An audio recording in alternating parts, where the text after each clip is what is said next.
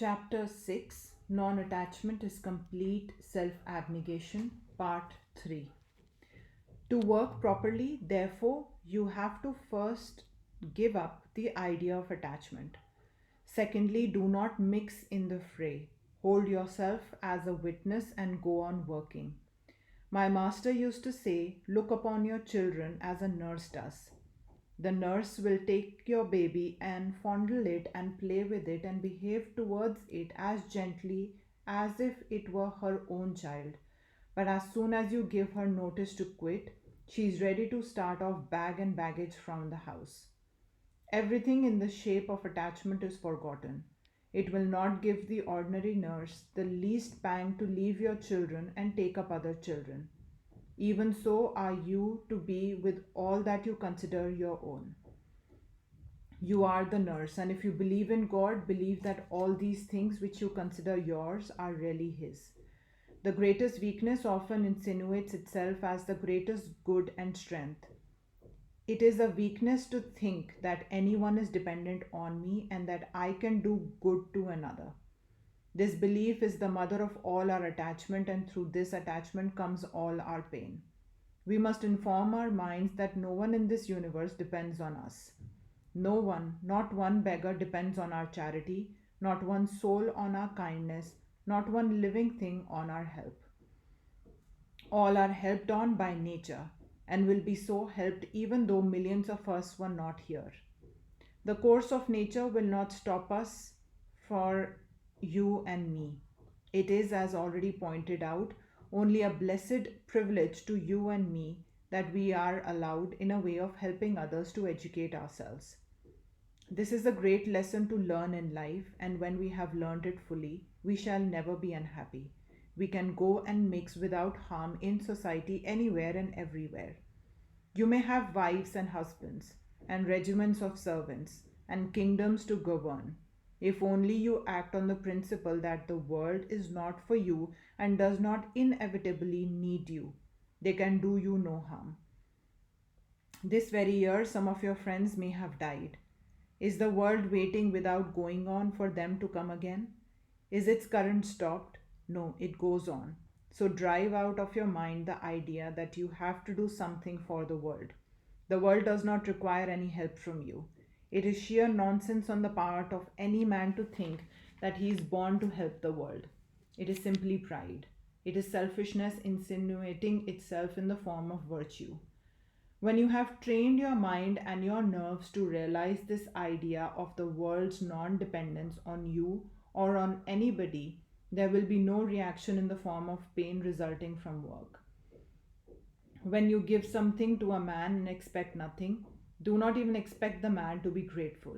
His ingratitude will not tell upon you because you never expected anything, never thought that you had any right to anything in the way of a return. You gave him what he deserved. His own karma got it for him. Your karma made you the carrier thereof. Why should you be proud of having given anything some why should you be proud of having giving away something? You are the porter that carried the money or other kind of gift, and the world deserved it by its own karma. Where is then the reason for pride in you? There is nothing very great in what you give to the world. When you have acquired the feeling of non attachment, there will then be neither good nor evil for you. It is only selfishness that causes the difference between good and evil. It is a very hard thing to understand, but you will come to learn in time that nothing in the universe has power over you until you allow it to exercise such a power. Nothing has power over the self of man until the self becomes a fool and loses independence. So, by non attachment, you overcome and deny the power of anything to act upon you. It is very easy to say that nothing has the right to act upon you until you allow it to do so.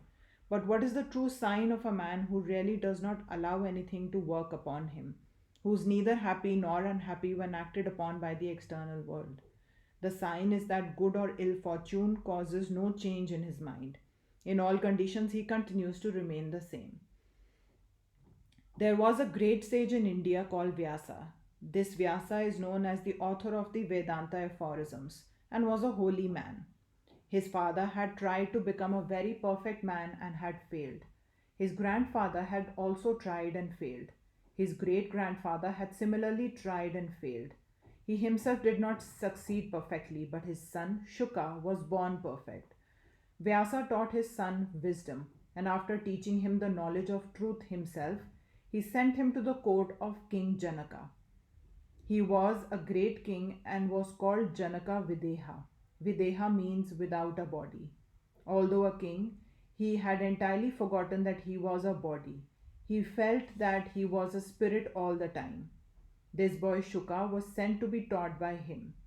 The king knew that Vyasa's son was coming to him to learn wisdom, so he made certain arrangements beforehand. And when the boy presented himself at the gate of the palace, the guards took no notice of him whatsoever.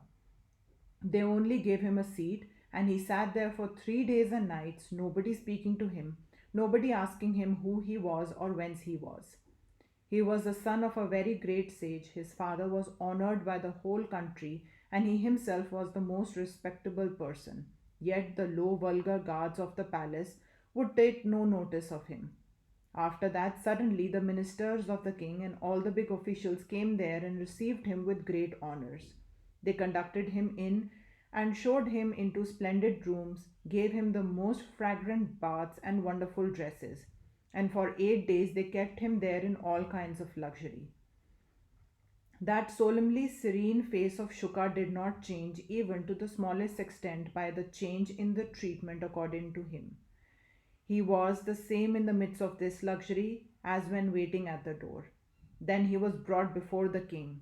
The king was on his throne, music was playing, and dancing and other amusements were going on. The king then gave him a cup of milk full to the brim and asked him to go 7 times round the hall without spilling even a drop. The boy took the cup and proceeded in the midst of the music and the attraction of the beautiful faces. As desired by the king, 7 times he did go round, and not a drop of milk was spilt. The boy's mind could not be attracted by anything in the world unless he allowed it to affect him. And when he brought the cup to the king said to him, "What your father has taught you, and what you have learned yourself, I can only repeat. You have known the truth. Go home." Thus, the man that has practiced control over himself cannot be acted upon by anything outside. There is no more slavery for him. His mind has become free. Such a man alone is fit to live well in the world. We generally find men holding two opinions regarding the world. Some are pessimists and say how horrible this world is, how wicked. Some others are optimists and say how beautiful this world is, how wonderful. To those who have not controlled their own minds, the world is either full of evil or at best a mixture of good and evil. This very world will become to us an optimistic world when we become masters of our own minds. Nothing will then work upon us as good or evil. We shall find everything to be in its proper place to be harmonious. Some men who begin by saying that the world is a hell often end by saying that it is a heaven when they succeed in the practice of self control. If we are genuine karma yogis and wish to train ourselves to that attainment of this state, wherever we may begin, we are sure to end it in perfect self abnegation. And as soon as this seeming self has gone, the whole world, which at first appears to us to be filled with evil, will appear to be heaven itself and full of blessedness. Its very atmosphere will be blessed. Every human face there will be God. Such is the end and aim of Karma Yoga, and such is the perfection in practical life. Our various yogas do not conflict with each other. Each of them leads us to the same goal and makes us perfect. Only each has to be strenuously practiced. The whole secret is in practicing. First, you have to hear, then think, and then practice. This is the true of every yoga. You have first to hear about it and understand what it is. And many things which do not understand will be made clear to you by constant hearing and thinking. It is hard to understand everything at once. The explanation of everything is after all in yourself. No one was ever really taught by another. Each of us had to teach himself. The external teacher offers only the suggestion which rouses the internal teacher to work to understand things. Then things will be made clearer to us by our own power of perception and thought, and we shall realize them in our own souls. And that realization will grow into the intense power of will. First, it is feeling, then it becomes willing, and out of that willing comes the tremendous force for work that will go through every vein and nerve and muscle until the whole mass of your body is changed into an instrument of an unselfish yoga of work. And the desired result of perfect self abnegation and utter unselfishness is duly attained. This attainment does not depend on any dogma or doctrine or belief. Whether one is Christian or Jew or Gentile, it does not matter. Are you unselfish? That is the question. If you are, you will be perfect without reading a single religious book, without going into a single church or temple. Each one of our yogas is fitted to make man perfect, even without the help of the others, because they have all the same goal in view. The yogas of work, of wisdom, and of devotion are all capable of serving as direct and independent means for the attainment of moksha. Fools alone say that work and philosophy are different, not the learned. The learned know that, though apparently different from each other, they at last lead to the same goal of human perfection.